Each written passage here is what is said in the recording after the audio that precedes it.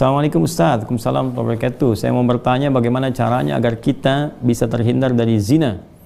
Ya, dan apakah kalau saya bertobat dosa zina saya yang lalu bisa diampuni Allah Subhanahu wa taala? Saya senang sekali dengan pertanyaannya. Ya, saya mau bertanya bagaimana caranya agar kita, berarti Anda dan saya kan, kita semua bisa terhindar dari zina. Nah, itu bagus sekali untuk kita semua karena banyak potensi-potensi yang bisa menjerumuskan kepada itu. Ya, baik misalnya dari zina mata, zina telinga, zina mata melihat hal-hal yang nggak pantas untuk dilihat, ya, kebiasaan-kebiasaan yang buruk, kemudian zina telinga mendengar kalimat-kalimat yang kotor yang mengarahkan pada hasrat seksual pada tempat yang tidak benar, ya, dan perbuatan-perbuatan yang juga sekarang banyak sekali perangkat-perangkatnya. Semoga Allah hindarkan kita dari itu. Termasuk juga iklan-iklan, ya. Saya tuh sering kalau lihat misalnya baca ada komentar tunjukin admin, kan, oh, kenapa Ustaz ini kok ceramah tapi iklannya snack video? Itu kan algoritma YouTube dari kebiasaan Anda jadi. Jadi kalau Anda kebiasaannya lihat yang begitu atau klik yang begitu, datangnya seperti itu. Tapi kalau Anda kliknya misalnya yang baik-baik, ya, atau iklannya muncul ketika ada, itu kan dari kebiasaan Anda buka kan itu algoritmanya tersusun dengan kebiasaan kita buka laman apa dan sebagainya. Jadi Anda sendiri sebetulnya yang mengkreasikan itu. Jadi mengkoreksi untuk membuka sesuatu itu yang benar sehingga nggak datang iklan-iklan yang nggak diharapkan, gitu kan? Baik. Lalu apakah kalau ada ini si fulan atau fulan yang bertobat dosa zina yang lalu bisa diampuni? Insya Allah, bahkan jelas ayatnya. Quran surah ke-39, ya, Az-Zumar ayat 53, dan ini kan turun ketika ada seorang ingin bertobat dari dosanya, ya, dan ini dosa besar gitu kan, bahkan ada lihat menyebutkan dari zina. Ya, apa yang disampaikan Allah di sini? Qul ya ibadiyalladzina asrafu ala anfusihim la taqnatu min rahmatillah. Ya, innallaha yaghfiru dzunuba jami'ah. Ya, wahai hamba-hambaku, masih disebut hamba, dianggap hamba, diaku hamba oleh Allah Subhanahu wa taala.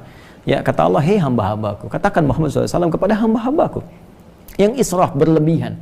Jadi israf itu udah standar tertinggi dalam dosa. Ya, jadi ada khata, nanti ada afu pasangannya, ada dzambun, ada ghafir pasangannya. Ghafir Quran surah ke-40 misalnya ayat 3, ghafiridzambi dzambi wa qabilit taubi. Kemudian ada naik lagi dzunubun, ada ghafar pasangannya seperti surat Nuh ayat 10, faqultu astaghfiru rabbakum innahu kana ghaffar. Ada ghafur. Kalau naik lagi dzunubun ma'zulmi, jadi khata'un, dzambun, dzunubun ma'zulmi pasangannya ghafur. Kemudian israf pasangannya rahim. Ya, israf pasangannya apa? Rahim. Makanya disatukan di Al-Baqarah ayat 286 kan, Rabbana la tu'akhidna in nasina aw akhtana khata', Rabbana wa la tahmil 'alaina isran kama hamaltahu 'alal ladzina min qablina. Itu dzambun dan dzunubun ma'zulmi. Rabbana wa la tuhammilna ma la taqata lana bi, seperti israf. Wa'fu 'anna, al-'afu, waghfir lana, ghafir, ghaffar dan ghafur, warhamna, rahim. Nah, tingkat tertinggi ini dosa-dosa besar, seperti zina kan dosa besar. Yang membunuh dosa besar. Maka kata Allah, "Qul ya ibadiyalladzina asrafu 'ala anfusihim," hai hamba-hambaku yang pernah berbuat israf. Mungkin ada sebagian yang pernah zina, pernah membunuh, dosa-dosa besar, ya, pernah korupsi, mau tobat dan sebagainya. Masya Allah, ya, alhamdulillah, dia mau tobat, mau kembali karena mungkin doa orang tuanya, doa sekitarnya, kesadaran dirinya, kan? Kemudian la taqnatu min rahmatillah, jangan putus asa dari rahmat Allah Subhanahu wa taala. Innallaha yaghfiru dzunuba jami'a. Allah akan mengampuni dosa-dosa itu seluruhnya sepanjang kamu mau tobat. Sepanjang mau tobat. Makanya Allah itu sangat menyukai orang-orang yang tobat dan berusaha kemudian kita mendekat kepada Allah. Dan Allah pun berikan jalan sampai titik terakhir dia, sampai nyawa di kerongkongan. Kan yang paling viral itu kisah Firaun kan? Ya, Firaun, Allah menerapkan keadilan, memberikan contoh kepada kita. Ini Firaun, se-Firaun-Firaunnya, ya, yang merasa paling kuasa, hobi bunuh orang dan sebagainya, zalim dia, masih diberikan kesempatan untuk tobat dengan diberikan bimbingan dari dua nabi. Kurang apa coba Musa dengan Harun? Ya, diutus untuk Firaun. Ya, idzhaba ila fir'auna innahu tagha. Datanglah kepada Firaun, dakwahi dia dengan penuh kelembutan. Dia sudah mulai menyimpang.